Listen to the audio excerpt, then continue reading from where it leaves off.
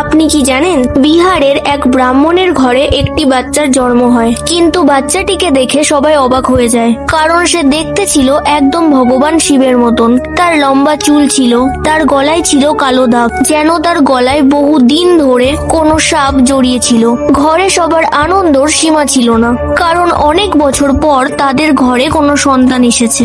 কিন্তু রাত হলে ঘটে গেল এক অদ্ভুত ঘটনা। সেই রাতে বাচ্চাটির মা বাবা দুজনেই একই স্বপ্ন দেখলেন। স্বপ্নে স্বয়ং ভগবান শিব তাদের দর্শন দিলেন আর বললেন যে বাচ্চাটি তোমাদের ঘরে জন্মেছে সে আর কেউ নয়, স্বয়ং আমি এই রূপে শুধু দুদিনই থাকবো, তারপরে আমার মৃত্যু হবে, আর আমার মৃত্যুর পরে আমাকে মাটির নিচে গেড়ে দিও। তারপরে ঠিক দুদিনের মাথায় ওই বাচ্চাটি মারা গেল, আর পরিবারের লোকজন ভগবান শিবের নির্দেশ মতোই তাকে মাটিতে দাফন করে দিল।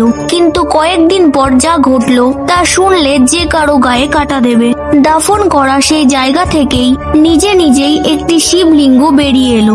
মানুষও বিশ্বাস করলো এটা কোনো সাধারণ ঘটনা নয়, এটা মহাদেবেরই কোনো ইঙ্গিত। সেই শিবলিঙ্গকে কেন্দ্র করেই সেখানে একটি মন্দির তৈরি করা হলো, আর সেই মন্দিরে এখন প্রতিদিন হাজারো ভক্ত আসে পুজো করতে আর সেই শিবলিঙ্গর দর্শন করতে।